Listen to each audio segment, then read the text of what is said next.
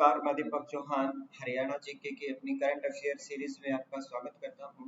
ठीक है भाई, ये जो हमारी वीडी क्लासेस की तरफ से अपनी जो टेस्ट सीरीज चली हुई है या फिर करंट अफेयर्स की जो सीरीज चली हुई है, इस सीरीज को हम ध्यान में रखते हुए भाई अपनी जो क्लासेस हैं उसको कंटिन्यू कर रहे हैं। ठीक है, देखिए हमने अभी तक जनवरी महीना जो है वो अपना करंट अफेयर्स का कंप्लीट किया हुआ है। अब उसके बाद हम नेक्स्ट महीने यानी कि फरवरी की तरफ जो है वो बढ़ रहे हैं।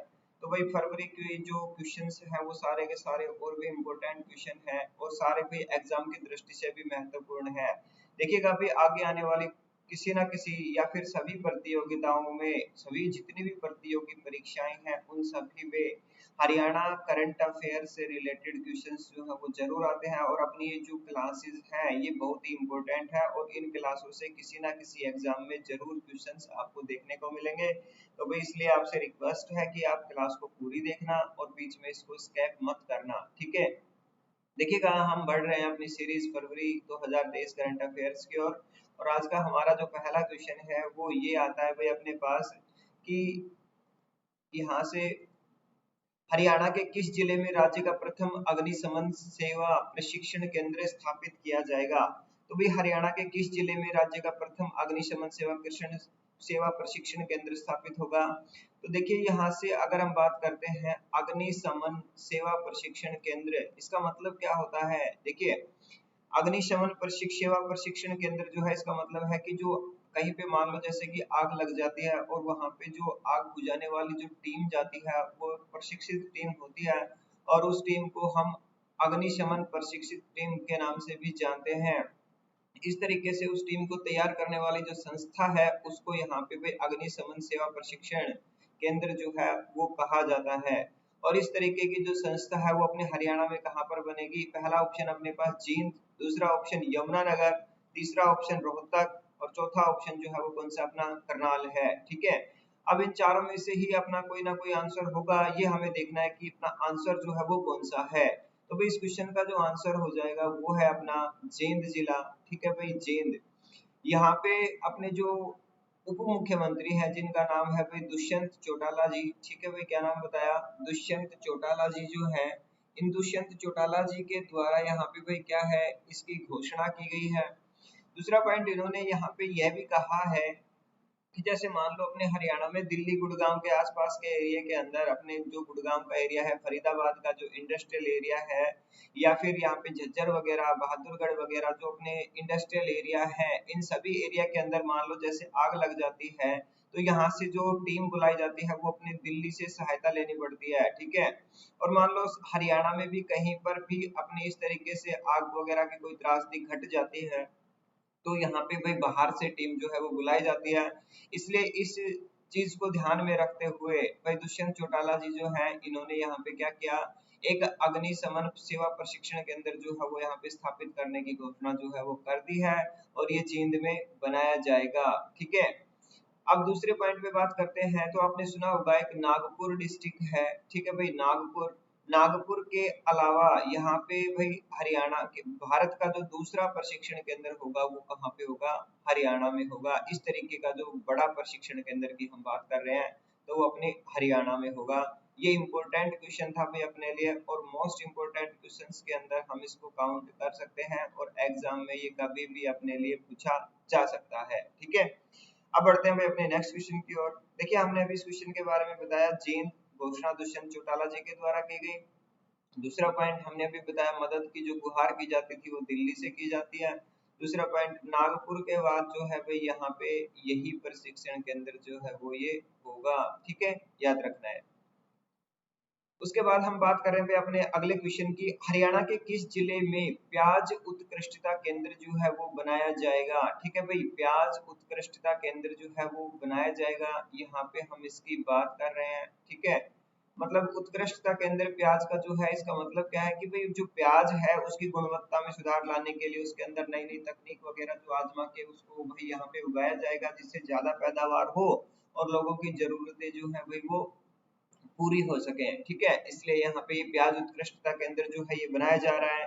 कहाँ पर बनाया जाएगा, तो भाई इसका आंसर हो जाएगा अपना कौन सा, ऑप्शन नंबर ए है अपना करनाल, दूसरा है भाई नूह, तीसरा है जींद और चौथा जो है वो आपके पास कौन सा है, गुरुग्राम है। ठीक है, इनमें से अपने आंसर की अगर हम बात करते हैं तो भी अपना जो आंसर होगा वो कौन सा हो जाएगा, नुहू हो जाएगा। ठीक है, ये हमें यहाँ पे याद रखना है।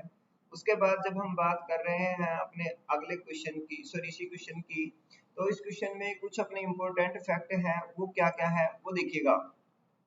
देखिए यहाँ पे जो ये प्याज उत्कृष्टता केंद्र है, इसकी जो घोषणा की गई है वो कृषि मंत्री जेपी दलाल के द्वारा की गई है। ठीक है भाई, किसके द्वारा की गई है, कृषि मंत्री जेपी दलाल के द्वारा की गई है।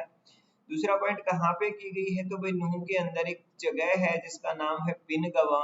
ठीक है भाई, क्या बताया, पिनगवा, यहाँ पे इसकी जो घोषणा है वो की गई है।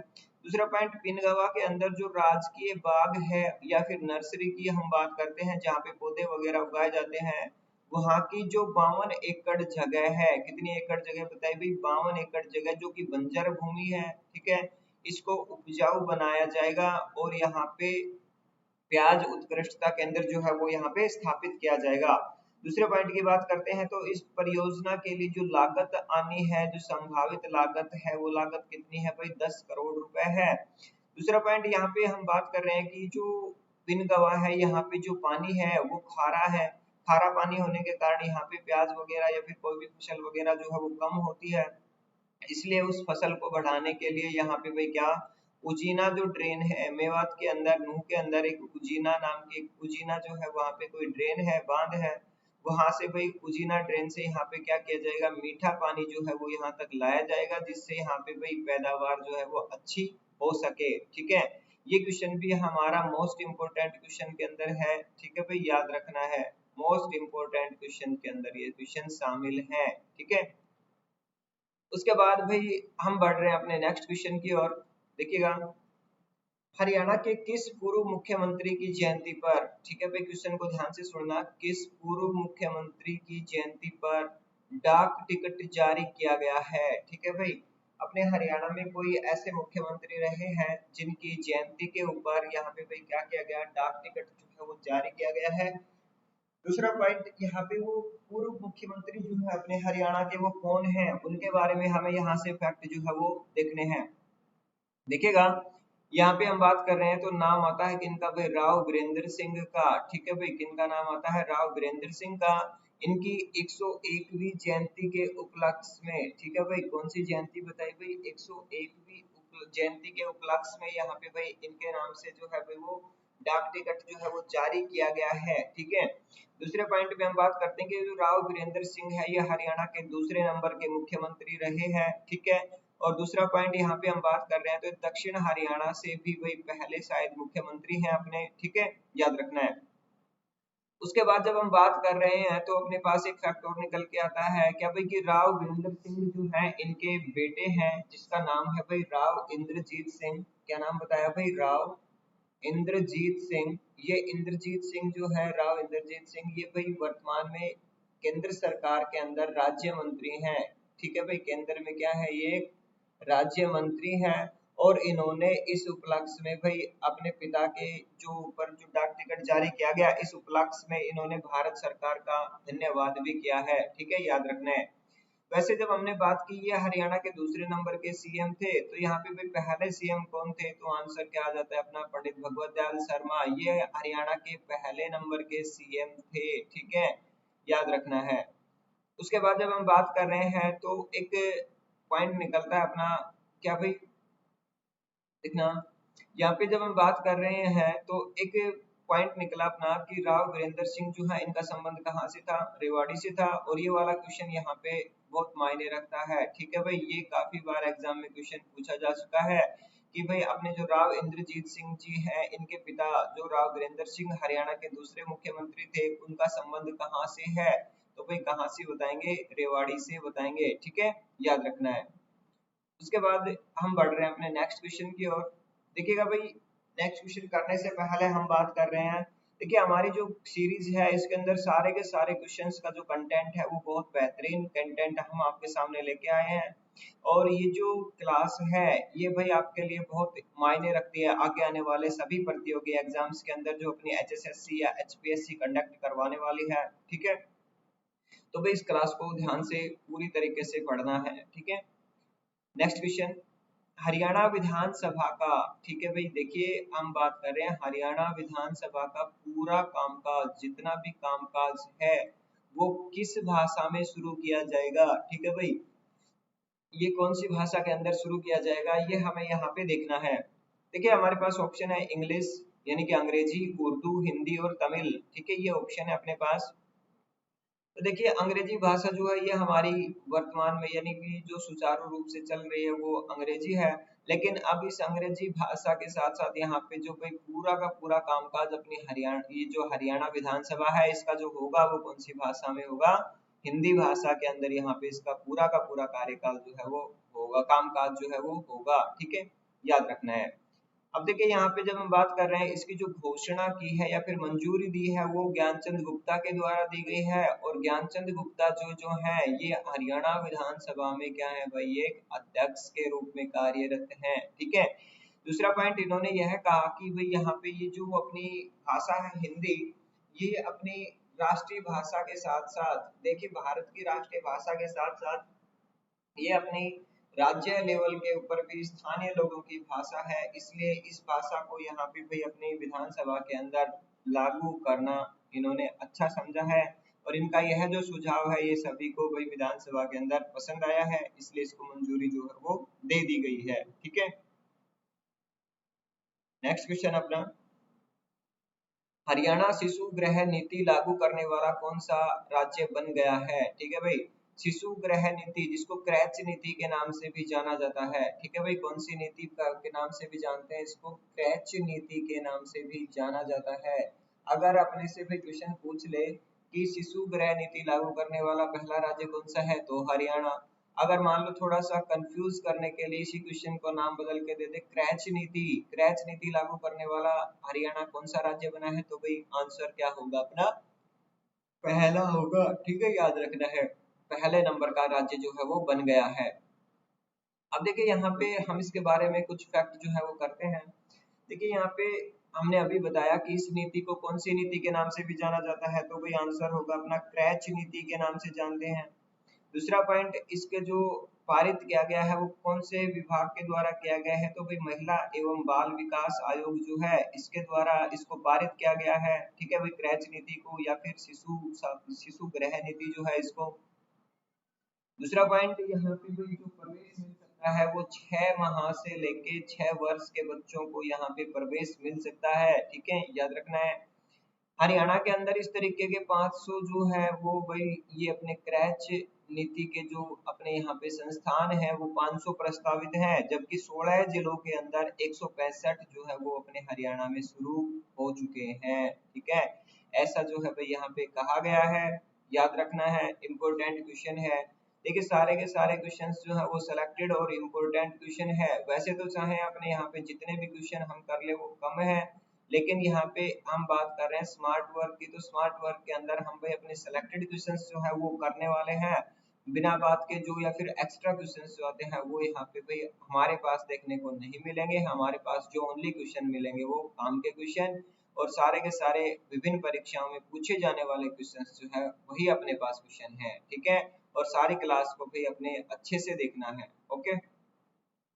बढ़ते हैं नेक्स्ट क्वेश्चन की ओर, हरियाणा के किस जिले में देश का पहला, ठीक है भाई, देश का पहला विश्व हिंदू परिषद वेद विश्वविद्यालय की स्थापना की गई है, ठीक है, वेद विश्वविद्यालय की बात करते हैं तो भाई यहाँ से एक बात निकल के आते हैं, वेद विश्वविद्यालय का मतलब जो वो अपनी वैदिक सभ्यता थी, ठीक है भाई, कैसी सभ्यता बताइए, वैदिक सभ्यता, ये वैदिक सभ्यता जो है ये वेदों से रिलेटेड है, ठीक है, तो यहाँ पे वेद विश्वविद्यालय की बात करें तो भी यही होगा, और वैदिक विश्वविद्यालय की बात करते हैं तो भी वो यही होगा, ठीक है।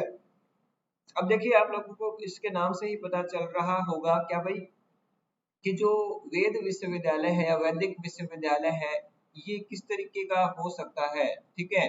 देखिए इसके अंदर वैदिक सभ्यता की अगर हम बात करते हैं तो ये कैसी सभ्यता थी भाई, अपनी ग्रामीण सभ्यता थी, ठीक है, और ग्रामीण सभ्यता के अंदर जो कामकाज होता था वो कैसा होता था, देसी तरीके से होता था, तो यहाँ पे सेम जो है इसी का जो ये प्रारूप तैयार किया गया है, ठीक है।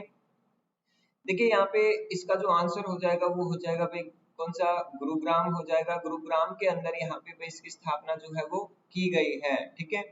अब देखिए इसके बारे में हम और भी फैक्ट करते हैं कि जो विश्वविद्यालय होगा ये लगभग अगले साल से शुरू हो जाएगा। और यहाँ पे आपने देखा होगा प्राचीन समय में गुरुकुल वगैरह में या फिर स्कूल पाठशाला वगैरह में पेड़ के नीचे बैठा के शिक्षा वगैरह जो है या फिर क्लास वगैरह करवाई जाती थी।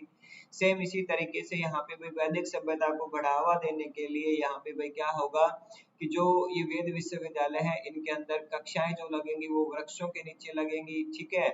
दूसरे पॉइंट में अगर हम बात करते हैं तो ये वेद विश्वविद्यालय बनाने का मुख्य लक्ष्य क्या है कि भाई जो अपना भारत है इसको विश्व गुरु के नाम से प्रचलन में लाना, ठीक है। दोबारा से भाई अपना भारत जो है इसको विश्व गुरु की उपाधि जो है वो दिलाना इसका मुख्य लक्ष्य है, ठीक है, याद रखना है। देखिए हमने यहाँ पे अभी इसके बारे में फैक्ट किया गुरुग्राम, ठीक है, गुरुग्राम में है।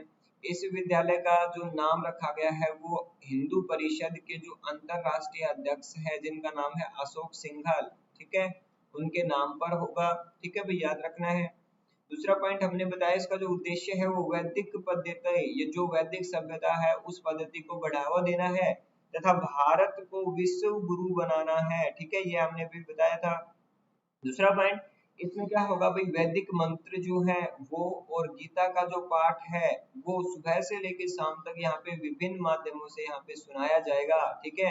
दूसरे पॉइंट में अगर बात करते हैं तो ये कितने क्षेत्र में फैला हुआ है तो भाई 39.68 एकड़ के अंदर यहाँ पे ये तैयार होने वाला है और लगभग अगले वर्ष तक इसके अंदर जो है वो कक्षाएं शुरू हो जाएंगी, ठीक है भाई, याद रखना है।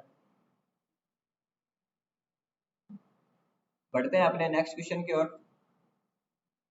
देखिए यहाँ पे हम बात कर रहे हैं तो एक नाम आता है हरियाणा सिख गुरुद्वारा कमेटी का प्रबंधक जो है वो किसे बनाया गया है। देखिए अपने हरियाणा के अंदर भी बहुत सारे गुरुद्वारे हैं, ठीक है भाई, हरियाणा के अंदर भी बहुत सारे गुरुद्वारे हैं और गुरुद्वारे जो है वो सिखों से रिलेटेड होते हैं।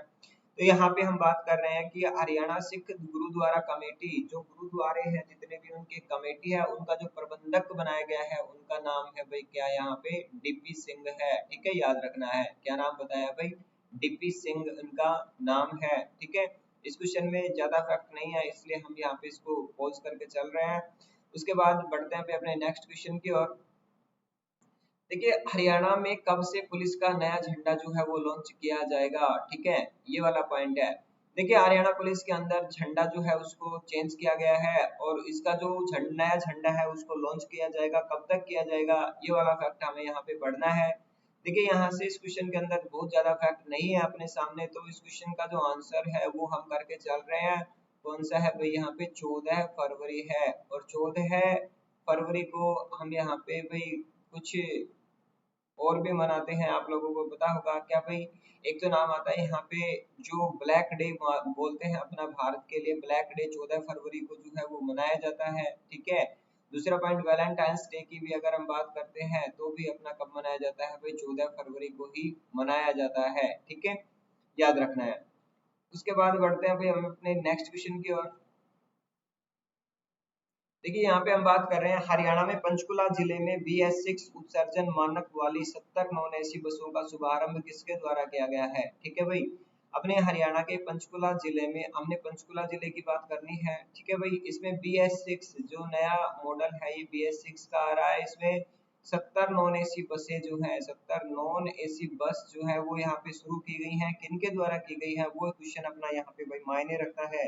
तो भाई यहाँ पे जो 70 बस शुरू की गई है ऑप्शन अपने पास उप मुख्यमंत्री है, दूसरा मुख्यमंत्री है, तीसरा गृह मंत्री है और चौथा इनमें से कोई भी नहीं है, ठीक है। तो भाई इस क्वेश्चन का जो आंसर है वो क्या होने वाला है अपने पास वो हमें यहाँ पे देखना है। तो भाई इस क्वेश्चन के आंसर की अगर हम बात करते हैं तो आंसर हो जाएगा भाई हरियाणा के मुख्यमंत्री। और मुख्यमंत्री के अगर हम बात करते हैं तो उनका जो नाम है वो अपने बच्चे बच्चे की जुबान पे है जिनका नाम क्या है भाई मनोहर लाल है, ठीक है भाई। क्या नाम बताया, मनोहर लाल खट्टर, ठीक है, खट्टर। उसके बाद भाई हम बढ़ रहे हैं अपने पॉइंट्स की ओर। देखिएगा हरियाणा के किस जिले की सियाना चोपड़ा ने तंजानिया में स्थित मेरू पर्वत जो है वो पता है क्या है, ठीक है भाई, याद रखना है, इम्पोर्टेंट, यानी कि हम इसको मोस्ट इम्पोर्टेंट क्वेश्चंस की संज्ञा दे सकते हैं। मोस्ट इम्पोर्टेंट क्वेश्चन जो है ये अपना हो सकता है, ठीक है। क्यों हो सकता है इसके बारे में हम अपने क्वेश्चन में देखने वाले हैं, ठीक है भाई, सुनना। देखिए हमने बताया अभी बात की सियाना चोपड़ा, ठीक है, सियाना चोपड़ा जो है ये कहाँ की है, ये वाला पॉइंट बनता है। दूसरा पॉइंट यहाँ पे इन्होंने मेरू पर्वत फतेह किया, ये मेरू पर्वत कहाँ पे है, तो तंजानिया में है। लेकिन खास बात यहाँ पे जो है वो हम यहाँ पे भाई पढ़ने वाले हैं, ठीक है, वो क्या है देखना भाई। इस क्वेश्चन का जो आंसर होगा वो करनाल जिला होगा। करनाल जिले की है भाई सियाना चोपड़ा, जिन्होंने मेरू पर्वत फतेह किया है, ठीक है। इनकी जो उम्र की अगर हम बात करते हैं तो भाई इन्होंने मात्र और मात्र 6 वर्ष जो है, ठीक है भाई, कितना बताया, 6 वर्ष, 6 वर्ष की उम्र में इन्होंने क्या किया है भाई, ये फतेह किया है मेरू पर्वत। दूसरे पॉइंट में बात करते हैं तो एक और खास बात, जहाँ पे जो पर्वतारोही है, जो बड़ी एज के पर्वतारोही है, ठीक है भाई, उन्होंने इनको पार, इस पर्वत को पार करने के अंदर जो समय लिया है या फिर लगता है वो 42 घंटे के आसपास लगता है।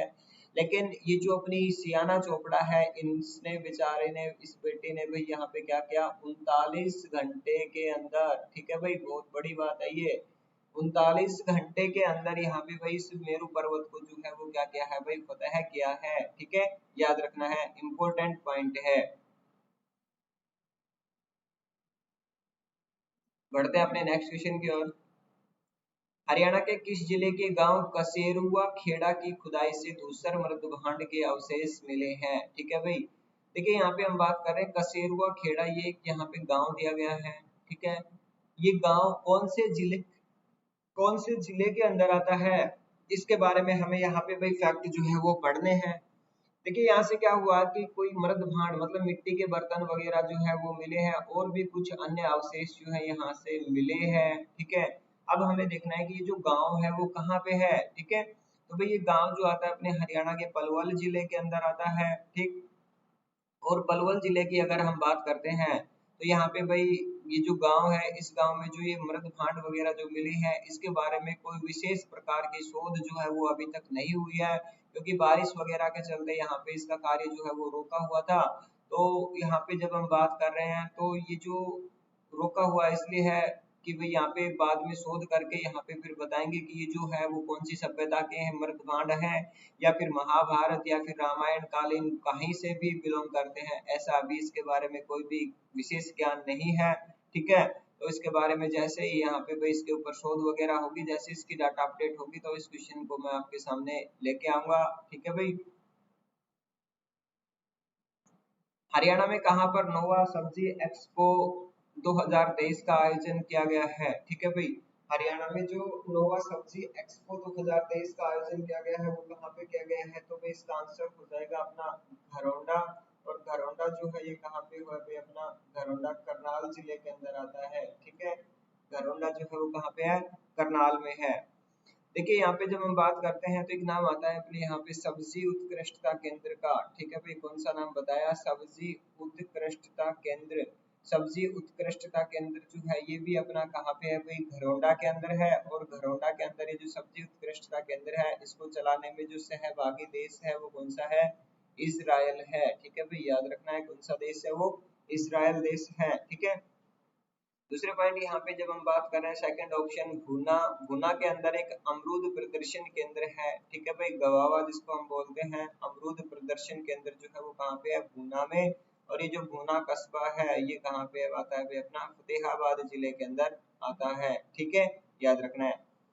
उसके बाद जब हम बात करते हैं भाई अपने अगले क्वेश्चन की ओर, तो अपना अगला क्वेश्चन है वो क्या है भाई, देखना हरियाणा में कहाँ पर गवावा एक्सपो का आयोजन किया गया है, ठीक है भाई। हमने अभी बात की कि जो अपना अमरूद प्रदर्शन केंद्र है वो कहाँ पे है, तो भाई भूना के अंदर था।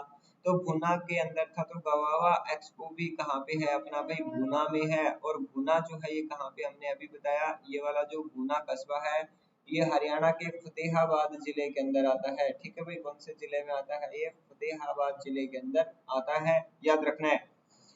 उसके बाद जब हम बात कर रहे हैं भाई अपने अगले क्वेश्चन की, तो भाई अगला क्वेश्चन है वो क्या आता है अपने पास, देखिएगा। हरियाणा फिल्म महोत्सव 2023 में किसी सर्वश्रेष्ठ डॉक्यूमेंट्री फिल्म का पुरस्कार जो है वो दिया गया है, ठीक है भाई। हरियाणा 2023 जो फिल्म महोत्सव है इसमें सर्वश्रेष्ठ डॉक्यूमेंट्री फिल्म का जो पुरस्कार मिला है वो फिल्म है भाई उसका घग्गर तेरा पानी अमृत, ठीक है भाई। घग्गर तेरा पानी अमृत जो ये एक फिल्म है, इसको भी ये 2023 का फिल्म महोत्सव जो है, इसमें सर्वश्रेष्ठ डॉक्यूमेंट्री फिल्म का अवार्ड जो है वो मिला है। और ये जो फिल्म महोत्सव है, इसका जो आयोजन हुआ वो कहाँ पे हुआ है भाई, अपना हिसार जिले के अंदर हुआ है। ठीक है भाई, कहाँ पे हुआ है? हिसार में, याद रखना है।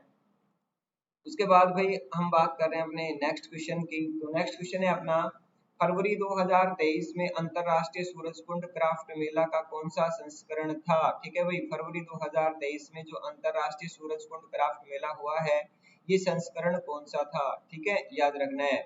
देखिए यहाँ पे इसका जो संस्करण होगा वो 36वां संस्करण है। ठीक है भाई, कौन सा संस्करण बताया? 36वां संस्करण। और ये जो सूरजकुंड क्राफ्ट मेला है, ये कहाँ पे लगता है भाई? अपना फरीदाबाद के अंदर लगता है। ठीक है भाई, कहाँ पे लगता है? तो फरीदाबाद के अंदर। दूसरा पॉइंट, कब से कब तक लगता है? तो भाई 3 फरवरी से लेके ये अब की बार जो लगा है ये 19 फरवरी तक लगा है। ठीक है भाई, याद रखना है, 19 फरवरी तक। और इसका जो उद्घाटन किया है वो भारत के उपराष्ट्रपति, जिनका नाम है ओम जगदीप धनखड़। ठीक है भाई, क्या नाम बताया? जगदीप धनखड़। जगदीप धनखड़ जो है, इनके द्वारा यहाँ पे भाई इसका जो उद्घाटन है वो किया गया था। ठीक है, याद रखना है। मनोहर लाल खट्टर मुख्यमंत्री के साथ साथ यहाँ पे भाई जगदीप धनखड़ जो है, इन्होंने इसका उद्घाटन किया है। दूसरे पॉइंट की अगर हम बात करते हैं तो इससे रिलेटेड और भी अपने पास फैक्ट है, क्योंकि देखिए यहाँ पे आपने सुना होगा कि ये जो अपना अंतरराष्ट्रीय सूरज क्राफ्ट मेला या फिर सूरज कुंड मेला जो लगता है, इसके अंदर हर वर्ष यहाँ पे भाई जब भी मेला लगता है तो कोई ना कोई सहभागी देश या फिर सहभागी राज्य जो है यहाँ पे भाई आते हैं हमारे सामने। तो अब की बार जो सहभागी राष्ट्र था वो कौन था, और सहभागी राज्य जो थे वो कौन थे? ठीक है, उसके बारे में देखना है। देखिए यहाँ पे हमने बताया 3 फरवरी से 19 फरवरी तक इसका आयोजन हुआ। उद्घाटन जो किया वो किसने किया भाई? उपराष्ट्रपति जगदीप धनखड़ के द्वारा किया गया। थीम वाक्य जो है वो कौन सा है भाई? अपना वसुधैव कुटुंबकम है। ठीक है भाई, इसका जो थीम वाक्य था वो क्या था? वसुधैव कुटुंबकम। मतलब यहाँ पे सभी लोगों को मेल जोल के लिए कोई यहाँ पे वाक्य दिया था, और इस वाक्य का जो नाम दिया वो क्या है भाई? वसुधैव कुटुंबकम। ठीक है। सहभागी राष्ट्र जो इसके अंदर था वो कौन सा था? तो यहाँ पे भाई नाम आता है संघाई कोऑपरेशन ऑर्गेनाइजेशन। ठीक है भाई, यहाँ पे संघाई कोऑपरेशन ऑर्गेनाइजेशन जो है, इसने संयुक्त इसके अंदर जो भाई सहभागी राष्ट्र के रूप में भाग लिया। इसके साथ साथ यहाँ पे 25 देशों ने इस कार्यक्रम में, इस मेले के अंदर भाग लिया था। ठीक है, क्वेश्चन अपना इस तरीके से बन सकता है।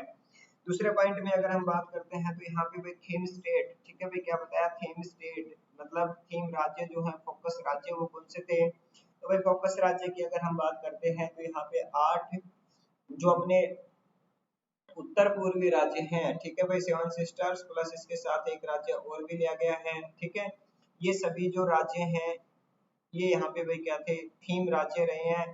अब इनमें नाम अगर बात करते हैं तो अरुणाचल प्रदेश, असम, मणिपुर। ठीक है भाई, अरुणाचल प्रदेश, असम, मणिपुर, मेघालय, मिजोरम, नागालैंड, सिक्किम और त्रिपुरा जो है ये शामिल रहे हैं। ठीक है भाई, याद रखना है।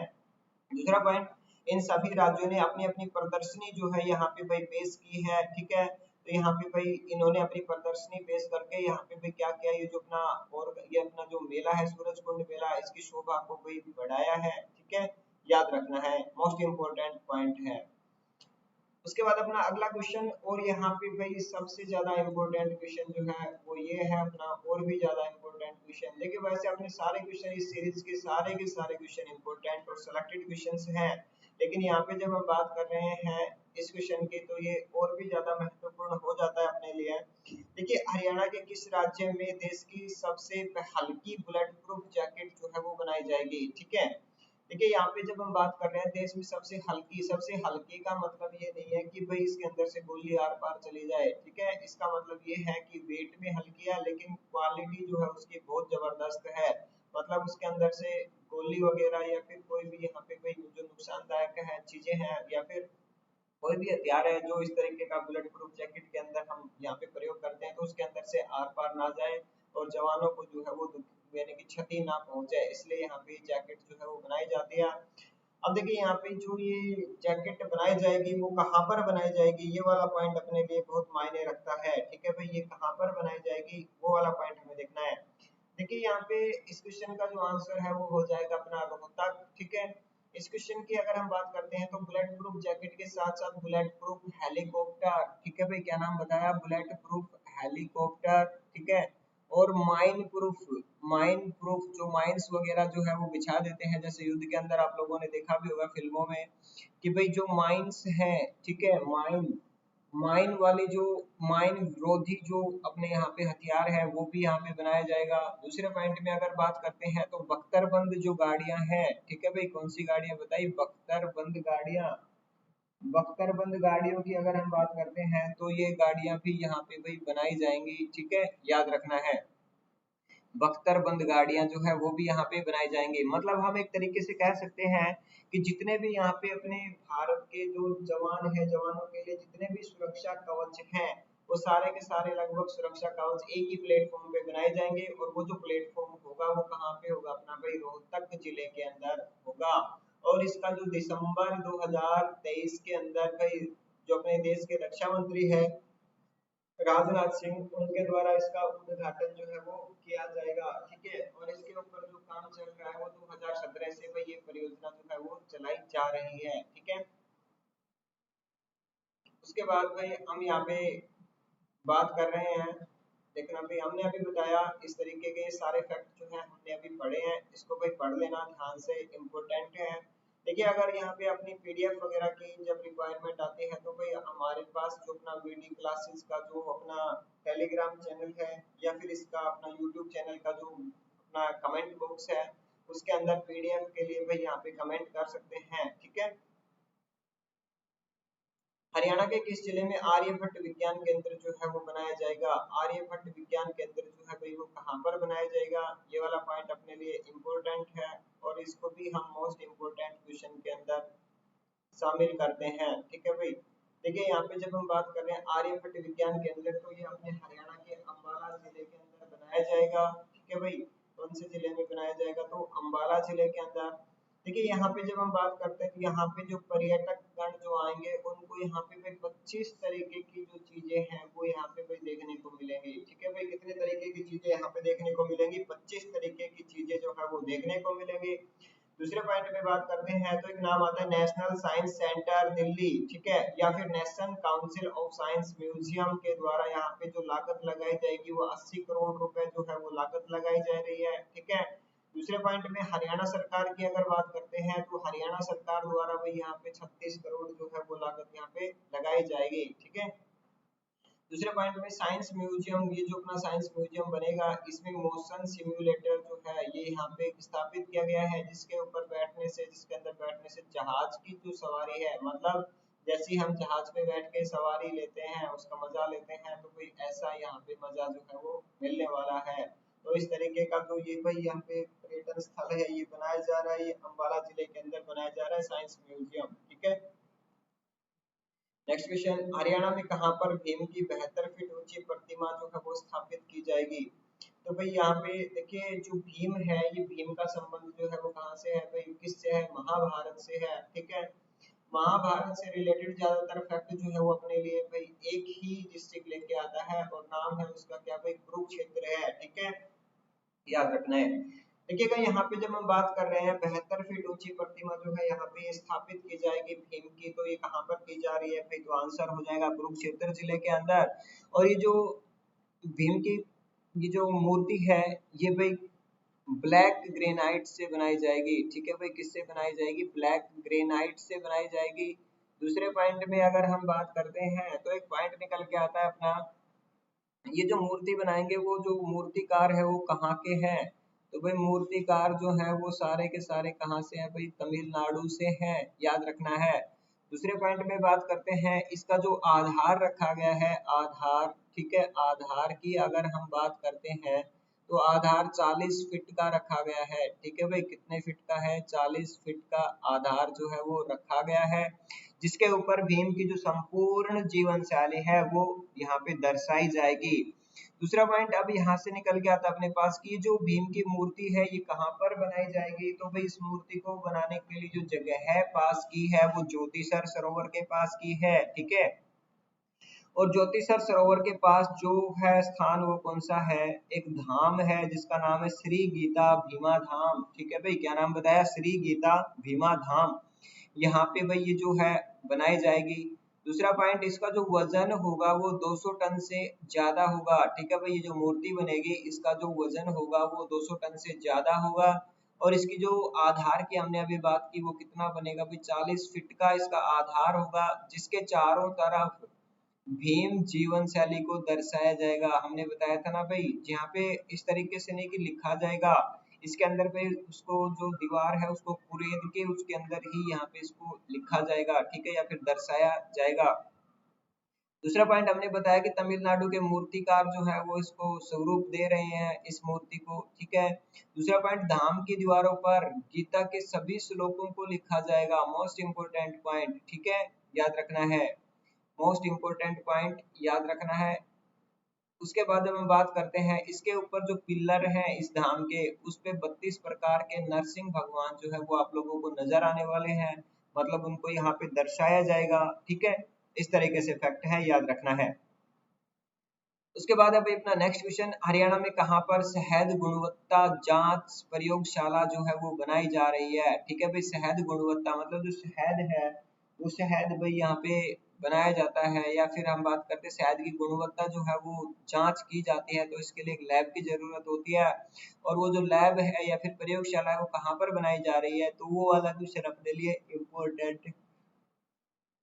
अब देखिए ये वाला क्वेश्चन जो है अपना लगभग एग्जाम में इस तरीके से पहले भी आ चुका है और आगे भी आने की संभावना बनती है पूरी पूरी इस तरीके के क्वेश्चंस की। ठीक है, तो भाई इसके लिए हम बात करते हैं तो आंसर हो जाएगा कुरुक्षेत्र होगा। और कुरुक्षेत्र के अंदर एक जगह है जिस जगह का नाम है रामनगर। ठीक है भाई, क्या नाम बताया, रामनगर। इस रामनगर के अंदर यहाँ पे भाई ये जो है शहद गुणवत्ता जो प्रयोगशाला है वो स्थापित की जाएगी। ठीक है, याद रखना है। अब देखिए यहाँ पे जब हम बात कर रहे हैं घोषणा किसके द्वारा की गई है, तो भाई इसकी जो घोषणा की गई है वो किसके द्वारा की गई भाई, कृषि मंत्री के द्वारा। कृषि मंत्री के बारे में अभी हमने थोड़ी देर पहले पढ़ा था, क्या नाम था भाई, जेपी दलाल था। ठीक है भाई, क्या नाम बताया, जेपी दलाल। ठीक है, जयप्रकाश दलाल की अगर हम बात करते हैं तो वो है। उसके बाद जब हम बात करते हैं का इसमें जो लागत आने वाली है वो लागत कितनी आने वाली है, तो भाई 20 करोड़ जो है वो लागत आने वाली है। और यह है कुरुक्षेत्र के अंदर रामनगर में बनाया जा रहा है। ठीक है भाई, दोनों के दोनों पॉइंट याद रखने, जिला पूछे तो कुरुक्षेत्र होगा, गांव पूछे तो आंसर क्या हो जाएगा अपना भाई, रामनगर हो जाएगा। ठीक है, चलिए देखते हैं आगे। उसके बाद अब अपना हरियाणा का कौन सा जिला मृत गोवंशों का अंतिम संस्कार के लिए सीएनजी शवदाह मशीन में करने वाला पहला जिला बन गया है। मतलब जो गोवंश है इनकी जो शवदाह करने के लिए एक मशीन बनाई गई है जिसको सीएनजी शवदाह मशीन के नाम से जानते हैं। ये वाली जो मशीन है वो कहाँ पर बनाई गई है या फिर कहाँ पर रखी गई है, तो आंसर हो जाएगा अपना सोनीपत।